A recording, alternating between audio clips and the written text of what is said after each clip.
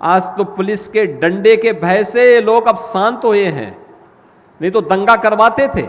बस्ती में दंगा होता था, दुर्गा पूजा के समय दंगा, होली के समय दंगा, रामनवमी के समय दंगा। याद करिए, इसी बस्ती में मैं आया था परशुरामपुर में, मुझे आना पड़ा था। कैसे वहां दलितों को और कैसे वहां गरीबों को और पूरी की पूरी बस्ती जला दी गई थी समाजवादी पार्टी की सरकार के समय, कोई पूछने वाला नहीं। तब मुझे ही आना पड़ा था फिर गोरखपुर से। बहनों और भाइयों, आज मैं कह रहा हूं, पिछले 9.25 वर्ष से किसी ने कोई दंगा नाम की बात सुनी और किसी पर्व और त्योहार के समय कोई उपद्रव सुना? और बेटी और व्यापारी की सुरक्षा में सेंध लगाने का किसी ने दुस्साहस किया? अब कर भी नहीं सकता है। करेगा तो उसे मालूम है अगले चौराहे पर यमराज उनका इंतजार कर रहे होंगे।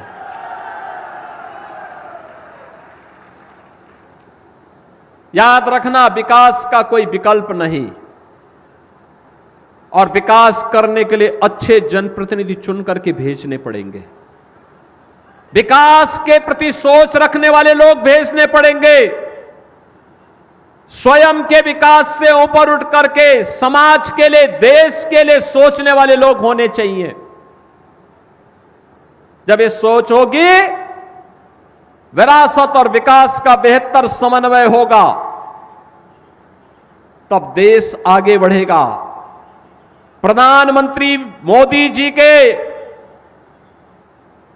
विकसित भारत की संकल्पना तब पूरी होगी, और इसी के लिए तो हम विकसित भारत को विकसित उत्तर प्रदेश के साथ जोड़ रहे हैं, और विकसित उत्तर प्रदेश को विकसित बस्ती के साथ जोड़ रहे हैं। विकसित बस्ती, मेडिकल कॉलेज भी है, इंजीनियरिंग कॉलेज भी है, कृषि का सेंटर ऑफ एक्सीलेंस भी है, मखौड़ा धाम भी है, भदेश्वर धाम भी है, तपसी धाम भी है, और अब तो कर्ण मंदिर का भी धाम भव्य बनकर के आपके सामने आएगा।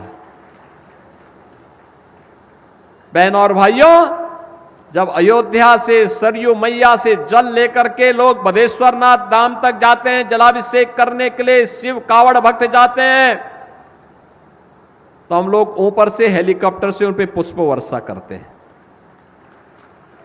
याद करिए, इसी कावड़ यात्रा को समाजवादी पार्टी की सरकार ने रोक लगा दी थी। ये कहते थे कावड़ यात्रा नहीं होनी चाहिए।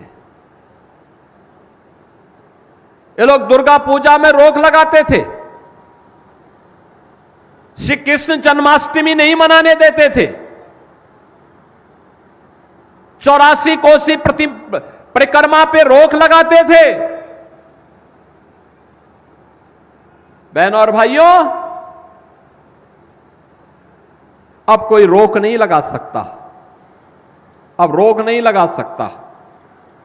आपको देखते हुए आप जब अयोध्या धाम में दर्शन करने के लिए जाते हैं, आपकी कावड़ यात्रा निकलती है, तो मुझे लगता है कि अब आने वाले समय में समाजवादी पार्टी के अध्यक्ष भी भगवा बाना पहन करके आपके साथ कावड़ यात्रा में शामिल होने की प्रतीक्षा कर रहे हैं।